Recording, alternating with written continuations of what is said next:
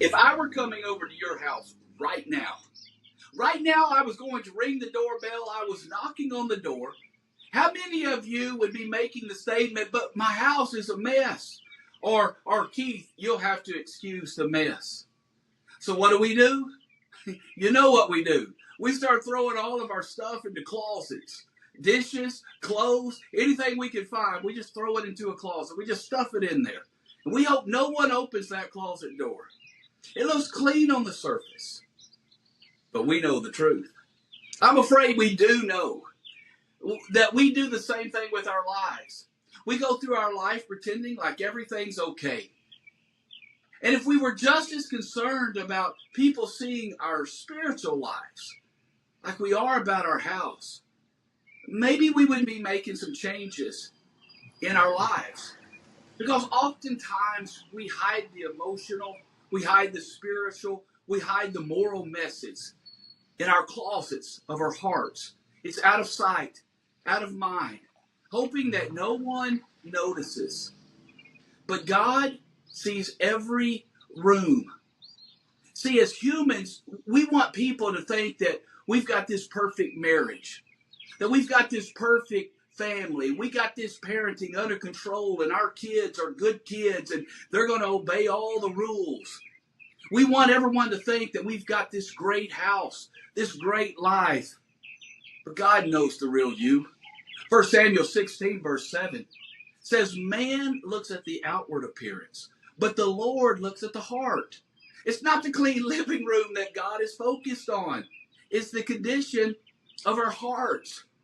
And see, we are so consumed with how we look on the outside that we neglect the inside.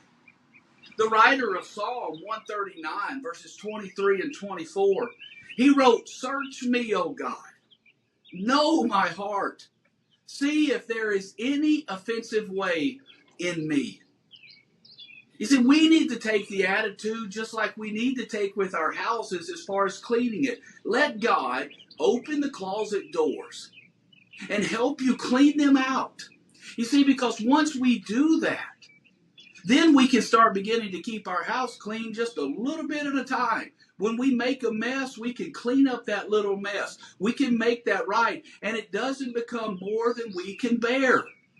You see, we just do a little bit at a time, and we're ready for the visitors. You see, we need to do the same thing spiritually. 1 John 1, verse 9, if we confess our sins, he is faithful and just to forgive. We don't have to hide the mess. He's ready to forgive and to restore. I feel more comfortable even when I'm at someone's house. If I went over to someone's house and I went in and they had a little bit of a mess lying around, I'm a little more comfortable because it makes me feel normal. It makes me feel like, okay, so there's other people that have a mess in their house just like me, just like my life is a mess. You see, we have to become comfortable with that. Because we all know if you got a clean house, you probably got a messy closet somewhere. You've probably stuffed everything in that closet. Wouldn't it be nice to just admit those things, to confess those things one to another, and clean up the messes in our house before company comes over, just because we want a clean house? The same thing is true with your life. Those that care about you already know you're not perfect, because they're not perfect. Once again, the writer of Psalm, in Psalm 51, verse 10, he says, create in me a clean heart, O God. See, only God can truly clean the mess that we've hidden for too long. Maybe it's time to clean out those closets in your life and really make things right with God.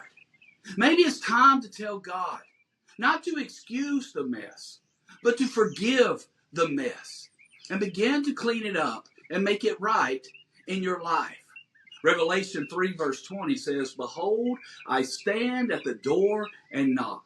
If anyone hears my voice and opens the door, I will come to him and eat with him and he with me.